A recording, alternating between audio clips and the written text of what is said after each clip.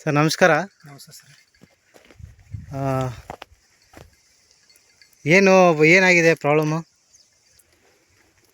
ಏನು ಸರ, ಒಟ್ಟು 2 ಸಲ ಬಡ್ಡಿಗೆ ತಂದು ಹೊಡೆದೇವು ಸರ್. ಎಣ್ಣೆ ರೀ ತಂದು ಹೊಡೆದೇವು ಸರ್.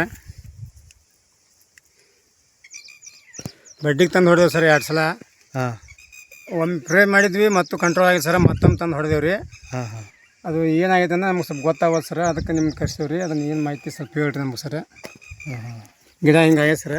ಈ ಗಿಡ ಕೀಳ್ಬೋದಾ? ಹಾಂ, ಕೇಳಿಸ್ತಾನೆ ಸರ್. ಸರಿ ತೆಗೀರಿ. ಈ ಗಿಡ ಬಿಡ, ಆ ಗಿಡ ಕಿತ್ಕೊಳ್ತೀವಿ ಸರ್. ಪೂರ್ತಿ ಸತ್ತಿದೆ. ಇದು ಹಿಂಗಾಗೈತೆ ನೋಡಿ ಸರ್. ಅದಕ್ಕೆ ಏನು ವ್ಯವಸ್ಥೆ ಸರ್ ಮಾಡಿಕೊಡ್ತೀರಿ, ನಮ್ಗೆ ಅನುಕೂಲ ಮಾಡಿಕೊಡ್ರಿ. ಎಷ್ಟು ಒಂದೊಂದು ಕಡೆ 3 ಗಿಡ 4 ಗಿಡ? 4 ಗಿಡ. ಹೋಗೈತೆ ಸರ್. ಹಂಗೆ ಹೋಗೈತೆ ನೋಡಿ ಸರ್. ಅಷ್ಟೇ. ಏನು ಹುಳಪಳ ಇಲ್ಲ ಸರ್. ಮತ್ತು ನೋಡಿದ್ರಲ್ಲ ಹಂಗೇನಾದ್ರೆ ಆಯ್ತು ನಂದೆ. ಏನಿಲ್ಲ ಸರ್.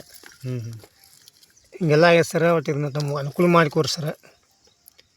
ಇದ್ರ ಬಗ್ಗೆ ಭಾಳ ಕಷ್ಟಪಟ್ಟೆವು ನಾವು. ಆದರೆ ಏನು ಸ್ವಲ್ಪ ತೆಗೀರಿ ನೋಡೋಣ.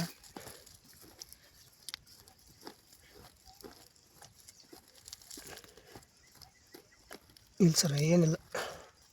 ಹುಳ ಏನಿಲ್ಲ? ಇಲ್ಲ ಸರ್, ಹುಳ ಅದು ಏನಿಲ್ಲ.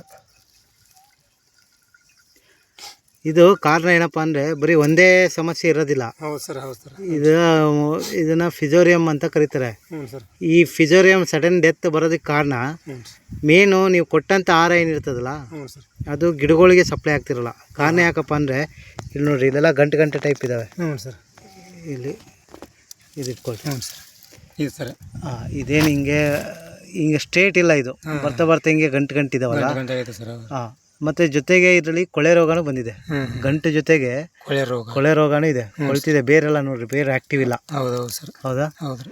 ಸೊ ಇದೇನಿದೆ ಅಂದರೆ, ಒಂದು ಯಾವಾಗ ನಿಮಗೆ ಗಿಡಗಳು ಬೇರಿಂದ ನಿಮಿಟೋಡಿಂದ ಆಹಾರ ಅಪ್ಟೇಕ್ ಆಗಲ್ಲ, ಆಗ ಆಟೋಮೆಟಿಕ್ಕಾಗಿ ಏನಾಗ್ತದೆ, ಗಿಡ ವೀಕ್ ಆಗ್ತದೆ. ಗಿಡ ಯಾವಾಗ ವೀಕ್ ಆಗ್ತದೆ, ಮಳೆ ಜಾಸ್ತಿ ಆಗಲಿ ಅಥವಾ ಕಡಿಮೆ ಆಗಲಿ, ಒಂದು ಸ್ವಲ್ಪ ಏನೇ ವೇರಿಯೇಷನ್ ಆದಾಗ ಕೊಳೆ ರೋಗ ಶುರು ಆಗ್ತದೆ.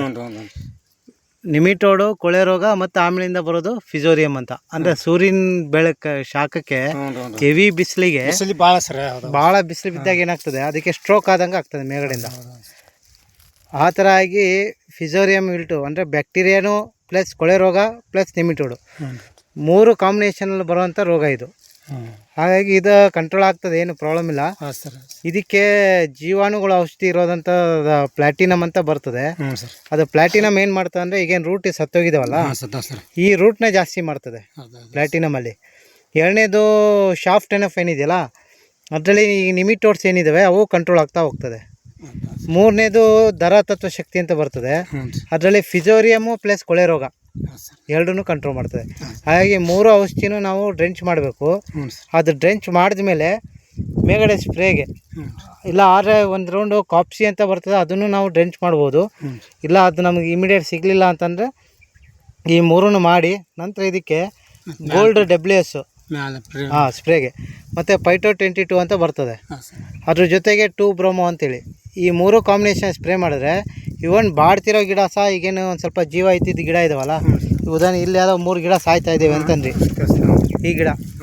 ಸೊ ಈ ಗಿಡಗಳು ಸಹ ಬದುಕೋ ಸಾಧ್ಯತೆ ಹೆಚ್ಚಿರ್ತದೆ.